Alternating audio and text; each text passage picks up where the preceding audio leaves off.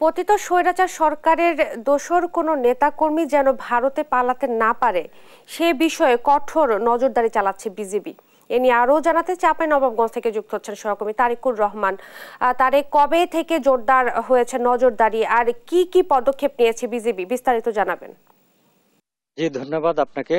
দেখুন স্বৈরাচার সরকার 5 তারিখ পদত্যাগের পর থেকে কিন্তু সীমান্ত গুলোতে অত্যন্ত কিন্তু কি বলে যে সীমান্ত গুলাতে কিন্তু আতঙ্ক ছড়িয়ে পড়ে। আমাদের এই চাঁপাইনবাবগঞ্জের সোনা মসজিদ ইমিগ্রেশন দিয়ে পালাতে যাওয়ার পথেই কিন্তু 2 জনকে আটক করে সীমান্তরক্ষী বাহিনী বিজিবি সদস্যরা।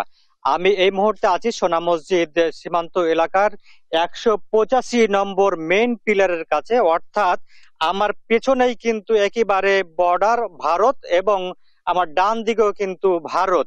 আপনাদেরকে জানিয়ে রাখি যে 59 বিজিবি ব্যাটালিয়নের সদস্যরা কিন্তু রাত রাত এবং দিনে তারা কিন্তু দুষ্কৃতিকারী কেউ যেন পালাতে না পারে সে লক্ষ্যে তারা কিন্তু নিরলস ভাবে কাজ করে যাচ্ছে।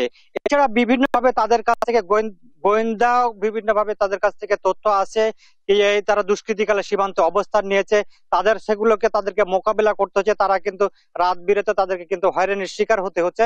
আমরা কিছুক্ষণ আগেই কিন্তু দেখেছি যে এই যে আমাদের পিছনে কিন্তু একেবারে 500 গজ দূরেই একেবারে আমাদের ভারতের এই বর্ডার ক্রস করে কিন্তু ভারতের লোকজনকে আমরা কিন্তু আমাদের এই বাংলাদেশে ঢুকতে দেখেছি। অর্থাৎ আমাদের এই যে আমি যেখানে দাঁড়িয়ে আছি এখানে 125 নম্বরের পিলারের পাশেই কিন্তু ইন্ডিয়ার লোকজন কিন্তু এখানে আসছেন, তাদের জমি চাষাবাদ করছেন এবং বাংলাদেশের লোকজনের সাথে তারা কিন্তু কথা বলছেন।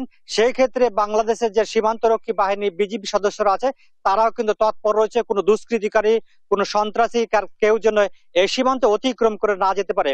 গতকালকে আমার সাথে কথা হয়েছিল চাঁপাইনবাবগঞ্জের 59 বিজিবি ব্যাটালিয়নের অধিনায়ক লেফটেন্যান্ট কর্নেল গোলাম কিবরিয়ার সাথে।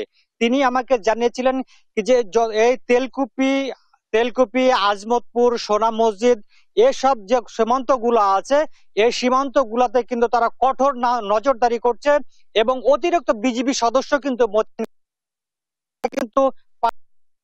যে কিন্তু তারা খোঁজ খবর রাখছে কোন দুষ্কৃতিকারী বা স্বৈরাচার সরকারের কোন আমলা বা তার কোন দোসর এই এলাকাতে এসে অবস্থান নিয়েছে কিনা, কোন ক্রমে তারা যেন কেউ না এই দেশ ছেড়ে পালাতে পারে সে বিষয়ে তারা সচেতন রয়েছে। আমরা একটু স্থানীয় ব্যক্তির সাথে একটু কথা বলতে চাই, একটু আপনি আমাদেরকে জানাবেন কি এই এলাকাগুলো তারা কারা কারা অবস্থান নিতে পারে বা আপনারা কি রকম প্রস্তুতি দেখছেন? এখানে আমলিগের বড় লিডার যারা তারা পালিয়ে হয়তো আসতে পারে, তার জন্য আমাদের বর্ডার এলাকায় বিজিবি কঠোর ভাবে পাহারা দিছে, তারা যেন পালাইতে না পারে। আমরা অ্যালার্ট আছি। আমরাও যেন আমাদের সামনে যদি পড়ে আমরা বিজিবিকে আমরা জানাবো, সঙ্গে সঙ্গে তারা গ্রেফতার করবো। জি আপনি শুনছিলেন কি স্থানীয় একজন বাসিন্দা আমাদেরকে যে বিষয়টি জানাচ্ছেন কি যে এই স্বৈরাচার সরকারের কোনো যেন আমলা যেন এই এলাকা দিয়ে পালাতে না পারে স্থানীয় লোকজন কিন্তু এই বিজিবিকে সহায়তা করছেন এবং তারাও বলছেন তাদেরকে যদি সন্দেহমূলক ভাবে কাউকে যদি দেখেন তারা সেক্ষেত্রে তারাও কিন্তু সজাগ রয়েছে, আইন শৃঙ্খলা বাহিনীর হাতে তারা তুলে দিবেন। আমার কাছে এই ছিল সোনা মসজিদ বন্দর এবং সোনা মসজিদ বিওপি এলাকার বর্ডার এলাকা থেকে সর্বশেষ পরিস্থিতি। আমি ফিরে যাচ্ছি স্টুডিওতে। আপনাকে ধন্যবাদ।